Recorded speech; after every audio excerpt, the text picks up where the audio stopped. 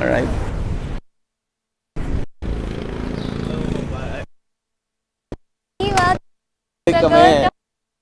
Thank you so much for coming. Yes. So today, actually, I really wanted you to meet a very valuable client of ours. He's what they call a millennial farmer. Yeah, we really wanted you to meet him, and then he's also a multi-brand client of ours. Oh, I see. Yeah, so with him, I think you'll really get to know more about Go Tractor. Okay. And ang product nila ay? Product nila, sir, one, they do have a sugar cane plantation. And at the same time, they do have Lucita rum. That's one of their byproducts. Oh, yes. Okay, So exciting. it's a Tarlac product, so we're very proud and we're very excited for you to see. Okay, so proceed po tayo sa farm, ma'am. Yes, let's go to the farm. And then, Sir Juan, meron po siyang John Deere and dalawang Sonalica units. Yun, sir. And then we just wanted siguro to feature why he bought this specific brand for which operation, etc. Oo, kung saan operation. Okay. Ma'am, Sige, Sir ka ng Buddy, magana. this is Sir Juan, Hi, one Sir of Buddy. our Nice valuable clients. Pleasure. And we are here in their sugar cane plantation. Plantation. Yes. Yes, and we're here to, he's here to show us around and maybe tell us more about his Yes. operations. Yeah, ayan. Okay, so Exciting naman. yes. So welcome to the farm, Sir Buddy. Yes, sir. As you can see around we mostly do sugarcane farming. So talagang itong area na to ay nasa Central Luzon. This is a 50-hectare sugarcane plantation. Okay. Tapos ito yung mga traktora namin, of course, by Go Tractora. And yung mga implemento ng sugarcane farming. Gusto mo bang matuto ng agribusiness, crops, livestock and poultry, aquaculture, at ma-inspire sa mga success stories? Agribusiness, how it works. As a YouTube channel, Agribusiness features entrepreneurs, farmers, organizations, OFWs, investors. However, beyond our usual content and official endorsements, Agribusiness does not engage in other business dealings with them. While our viewers and featured individuals and entities may choose to pursue business deals with each other on their own, we encourage them to be cautious in doing so. Magkita-kita po tayo sa National Dairy Summit sa Iloilo Convention Center, October 28 to 30, 2024. Pwede ho kayong dumating at dumalo doon sa convention. Itong traktora na gamit namin ay 120 horsepower. Ito yung pinaka all-around na horsepower tractor for sugarcane, suited for sugarcane farming kasi from land preparation to planting, cultivation, fertilization, ito na yung all-around machine na. Land prep is the most critical part sa farming. So, especially for sugarcane, kailangan malalim yung pagka-harrowing and plowing of the field. Since sugarcane is a perennial crop, Sir Buddy, as you cut, nag-grow yan eh. Yeah. So, kailangan talagang establish siya sa roots or establish sa soil talaga. And then, itong mga implements ang ginagamit namin for sugarcane farming. So, lahat to locally made lang dito sa Tarlac. Ginagaya lang namin yung mga designs from the previous and then may konting updating. So ito yung unang ginagamit, which is the big harrow. Okay.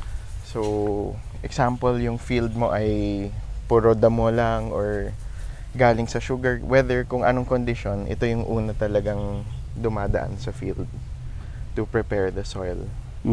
Tapos once prepared na siya, after mga usually 2 to 3 passes nito, then we use the plow, which Ito is naman. this in front of us. After ng plow, ito rin yung isang ginagamit namin na implement. Tawag namin dyan ay ripper coulter. So, Ang function niya. Wow. nagpa-plow din, pero kung saan ka na magtatanim mismo. Dalawa lang siya. Two-tine ripper yung tawag. Okay, so, okay. magkabilang gilid, tapos may roller sa likod para pag maghukay siya. 'Di ba minsan pag maghukay ka malalim, maraming clumps or yung soil na buo-buo. Mm-hmm. So yung purpose ng roller ay to compact it or break the clumps. And then we are strong believers in biological farming. So gumagawa kami ng compost extract or tea. Okay. So habang nagpa-plow, nag-i-inject na rin kami ng biological sa ilalim para magising yung mga nutrients sa soil before planting. And then yung planter, Sir Buddy, wala kaming planter on site now kasi ginagamit sa ibang field. But we use a whole stick planter. So pag harvest namin ng sugarcane, which will show later, isang mahaba siya. And then pinapasok lang sa machine. Tapos puputulin niya diretso plant siya. Pinuputol ng machine, diretso plant siya. Correct. So it's a 2 to 3 labor job. Compared before, nung manual planting, 30 na katao sa field. Ang kailangan. This time, ilan na lang, Ngayon, sir? sa planter mismo, 3 na lang. 3 na lang. So and it's faster. Yes, syempre. Sir Buddy, faster. We can accomplish at least 2 to 3 hectares per day. Whereas dati nung manual, 1 hectare lang per day. Or even less. Depende kung pumasok yung 30. Yan pa. Opo. Isa sa problem pa yan. Yes. Kasi human, hindi mo makontrol yung... So, those are basically the implements. Yung iba more for cultivation and fertilization. So, ano mga part ng sugarcane farming ang pwede natin makita? Now, pwede ko rin pakita sa inyo yung bagong varieties namin na tinatanim for sugarcane. So, saan galing yung variety na yan? we are working with Filcerin from Negros. Oh, I see. They're based in Negros. Sila yung They breed the varieties. Yes, Sir Buddy. So, we are trying to bring in new varieties to Tarlac kasi yung isang sugarcane variety, after 10 years, parang pumapasok na yung disease. Lahat yan. So, we want to have more efficient variety para kahit yung mga small farmers, kahit 1 hectare, very profitable ang ani nila sa field. If you don't mind, ilang taon ka lang? I'm 31, Sir Buddy. I've started since 2014 learning sugarcane. Ilang taon ka lang nun? I was 10 years ago. I was 21. 21? 21 years old, learning sugarcane. Pero halos 8 years sumasama lang sa mga senior or tawag nga namin yung mga legend. Wala talagang naiintindihan. Pero after 8 years, pumasok din lahat ng, ganito pala yung ginagawa nila or biglang nagsisink in lahat. Is this your choice? It's been a passion and since childhood po, lagi kami umuwi every weekend sa farm dito sa Tarlac. So, that's how everything started. And currently dito sa generation namin, kami lang we're 3 cousins lang that is trying to keep it alive. But we're trying to encourage more young planters anytime to plant sugarcane. And it's a profitable business, Sir Buddy.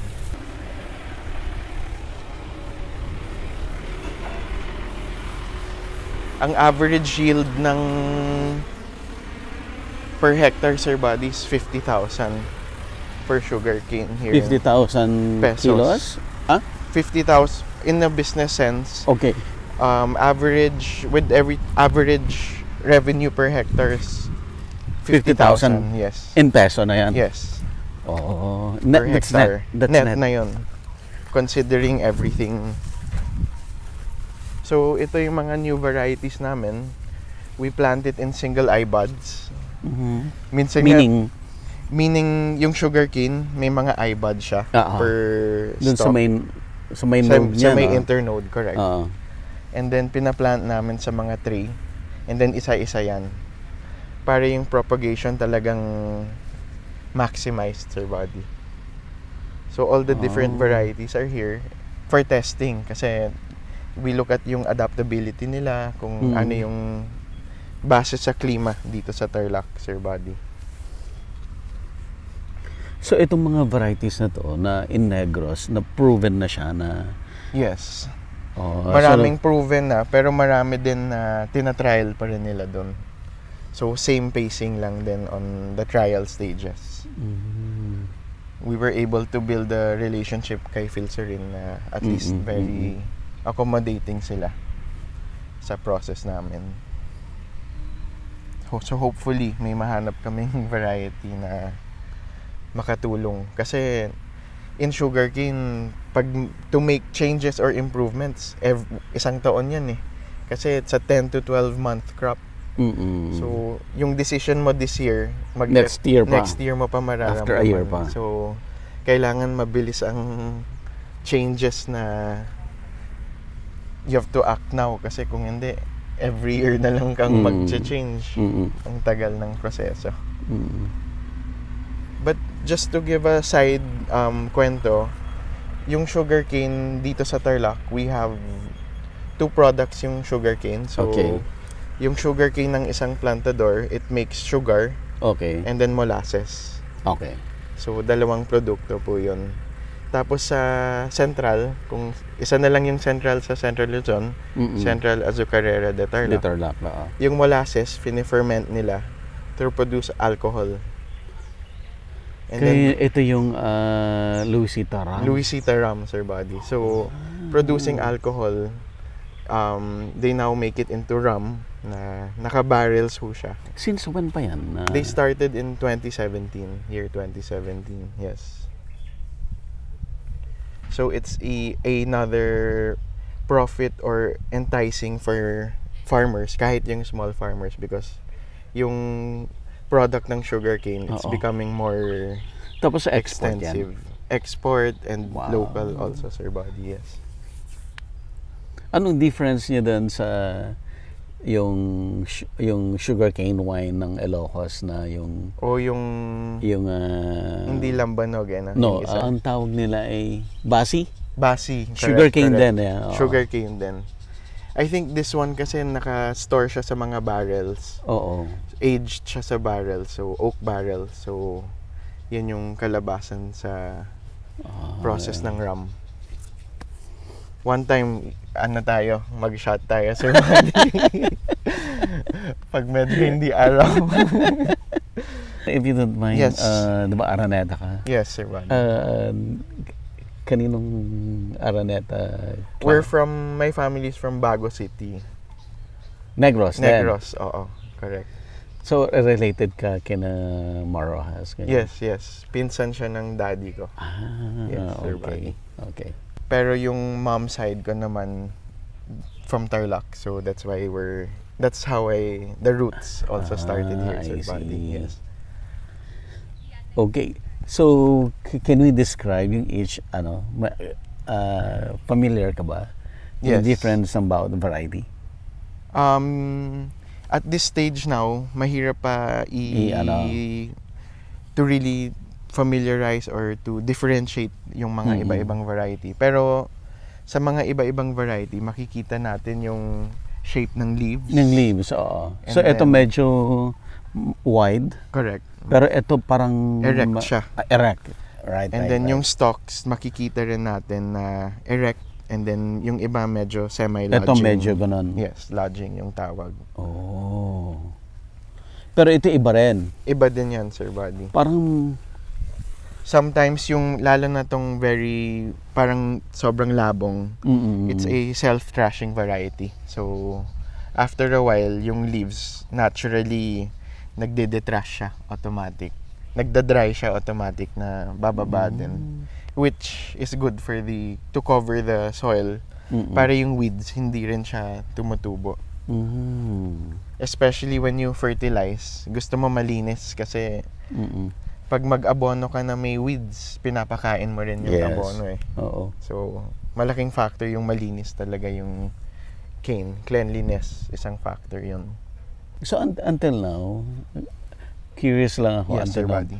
profitable ang sugarcane. Profitable dito sa Tarlac, especially with the help of Go Tractora. It's the first time na full support ang after sales ng anything masiraan man kami sa bukid.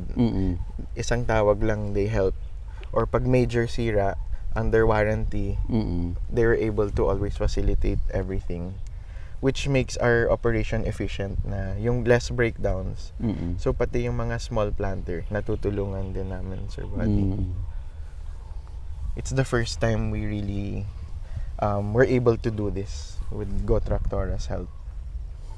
But in the sense of the mechanization also, malaking tulong din. And fun fact, dito sa Central Luzon or sa Luisita has the most sugarcane harvesters in the whole industry. Kasi there was a time less na yung manual cutters, so we really had to open the full mechanization route. Anong month normally ang harvest So time? the season of sugarcane, Sir Buddy, pareho lang yung planting and harvest. We Kung start kailan mo siya plinant, yan din yung harvest. Harvest. Halos ganun. Oo. So November usually ang start hanggang March. Feb to March. And yung central dito is already on 98 years.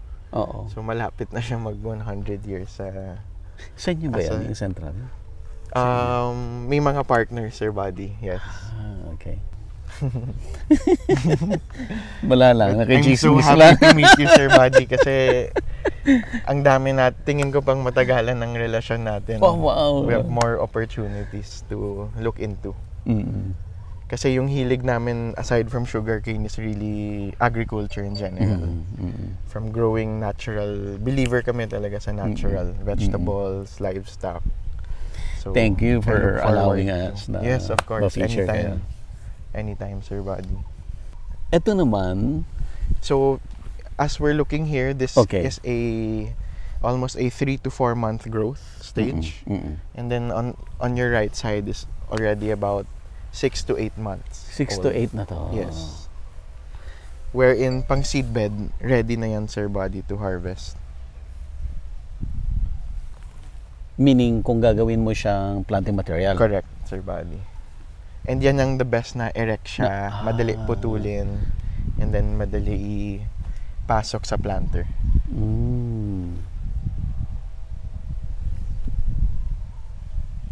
So, the whole point of this, Sir Buddy, is we want to make this a seed bed to really provide for all the planters around here quality. Kasi a lot of planters here, mixed varieties or what. Eh pag mixed variety yung field, yung maturity ng isa, iba-iba na. So yung recovery nila or yung pag-harvest nila sa central, hindi accurate yung tonnage or yung sweetness ng cane kasi iba-ibang maturity. So, ibig sabihin mo, pag talaga nagpa-plant kayo Yes. for pang planting material talaga. Planting materials talaga, yes. The A to Z process. Wow. Kasi others, shortcut nila, yung commercial cane, Yan ang kukunin nila. kukunin nila. Oo. That's medyo mahirap na factor yon kasi baka tutubo yung planting, pero yung enough stock nilang pang commercial, matutuyo na or maraming drawback yun eh. Yes. So tuwing kailan, let's say for example, gumamit ako ng new variety. Yes. Okay, like this one, nagpadami ka ng new variety na to. Yes, sir. So tinanim mo siya. 'Di ba? Tama, 2 harvest pa, 3 harvest before mo siya mag-replant. On average ngayon usually 3 harvest. 3 harvest. Up to 3 ratoon. Because of the new varieties yan, characteristic niya. Okay, so after 3 harvest, pag nagplant ulit ako, Yes. you will be needing new variety ulit or We you can still use the same variety? Same pa din. Oo. Basta until abutin mo yung 10 years. Yes, sir. In 10 years time, dapat automatic you need to Correct. change the Yes. variety. And the reason lang bakit tayo nagpapalit after 3 ratoons is, syempre, sa harvest, hindi mo rin Humihina. humihina, tapos minsan yung stool na tatanggal or kung yung trucks ay dumadaan sa mga row. So, nakakalbo unti-unti yung fields. But if it's even done more precise, kahit up to 5 ratoons. Talaga? The more ratoons, the better kasi yan na yung wala ka nang, yung money out mo na lang ay abono na lang at cultivation eh. Wala na sila. So habang tumatagal, lumalaki yung net income. Correct. And in a biological point of view, less bugbog yung lupa sa less mo binubungkal eh. So you're preserving the nutrients of the soil. Galing. So that's our farming mantra, biological mixing with commercial farming. Kasi dati puro spray kami, pesticide, everything. So we're trying to go as natural. Naabutan pa. Pag umikot ka, very harmful eh. So ano yung pinaka contribution mo doon sa business? My contribution here is I'm more on the business development side. So ako yung lumalapit to all the small farmers or farmers na gusto mag-sugarcane. I encourage them and show them the business side of things to encourage more planters. Kasi sugarcane, kahit bumagyo, pag dumapa yan, it will still tatayo pa din yan. Whereas other crops, minsan pag bumagyo, masakit. There's a big loss. I see. That's one advantage. But syempre, through the years, nag-innovate din yung other crops into varieties or into support. So, my job now is to also let them know na we're here to also support. So, 10 years ago, ibang-iba na yung sugarcane farming. Yes, ibang-iba na. Sobrang iba. Sobrang commercialized na bugbog lupa. Everything is just parang just plant and go. But now we're taking the approach of A to Z ulit na may tamang variety, seedbed, programming. And then Go Tractora support sa tractors. Laking factor yun, mechanization. So in your experience, inaabot mo ba yung 5 ratoons before ka mag-change ang plant? Meron din kaming fields, pero maybe out of 100%, 20% lang yung na-achieve because we're slowly still building back the soil eh. Naabutan namin parang pulbo na yung lupa eh. There's no more soil texture, Sir Buddy. So more farmers yung nag-engage ulit into sugarcane. That's what I'm trying to do. Yes. Wow. With the new technology. Yes, Sir Buddy. Gano'ng kahirap yun? Kasi di ba sanay sila doon sa old system. Very hard. No matter, kahit ulitin mong 3 beses, they're still stuck with the old. Pero I realized, once you really show them, yung dalhin mo sila dito, lakarin mo, or pakita mo lang yung numero na magkikita ka pala ganito kung same amount lang yung effort. So, doon nila na-appreciate or na-understand nila na, ganun pala dapat. That's what I realized. Kahit ganong ilang kape kayo, tapos ayaw pa rin makinig eh. Very stuck sila sa old practices. But sana we can encourage new farmers or yung mga anak or what to also continue the sugarcane industry. Challenge din ba yan? Kasi bata ka compared sa kanila. Kasi yung mga ibang bata, iba na yung hilig eh. Or baka masyadong mainit yung bukid sa kanila. But like kami, we really enjoy being out here in the farm. So how many times ka na dito sa farm? I'm here at least like 3 to 4 times a week. A week? Oo.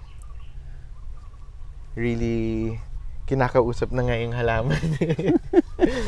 Understanding, observation talaga is key into farming, Sir Buddy. And every small move or adjustment, malaking epekto talaga eh. Of course, mayroon din kaming mistakes, hindi perfect, but every day we keep learning pa din eh. It never stops talaga. Pero yung ano mo, yung cultural management mo, it's not organic pa rin. Hindi siya fully organic, Sir Buddy, but we're trying to at least 50% 50-50. already put it in there. Kasi if your soil is already back to its prime, kahit yung fertilizer mo konti na lang or wala, that's where you'll even make more money. Ano yung ginagamit mong bioorganic fertilizer? We make our own compost. So, may mga mixes kami na browns, greens, and then vermicompost din. So, may mother pile kami. From the mother pile, we make it composty to spray all our other piles para lalong dumami yung micronutrients. And then sa central, may lab sila, micro lab. So, they mina-microscope kung tama yung output ng compost based on the bacteria count or fungi count. Wow, ganun ka. So we're trying to do compost na pag sugarcane you want fungi dominant for the roots to really expand underneath. May specific requirement. Wow. But going full organic can be very laborious. Maraming you have to gather materials, gather costs. Pero at the long term, if you look long term, mas babalik din siya pag sa'yo long term. Pag kinorek mo yung lupa. Okay. Ano pa? Pwede nating lapitan ka. Yes, sir. So these are the 6 to 8 month old crops. Ang linis. Oo, malinis. Pero over this past months, tinamaan tayo ng drought na matagal eh. So we are expecting also a drop in our yields this season. Yung effect nung nag-drought nung summer? Nag-hibernate, yes, sir, buddy. Yung growth ng sugarcane. By now, kasi it's already October, dapat technically sa November mag-harvest na. Pero kung ganito itsura, hindi pa yan. Ngayon pa lang ulit siya nagising. Agribusiness merch is now available on Shopee and Lazada. Agribusiness, how it works. Instruct, inspire, succeed.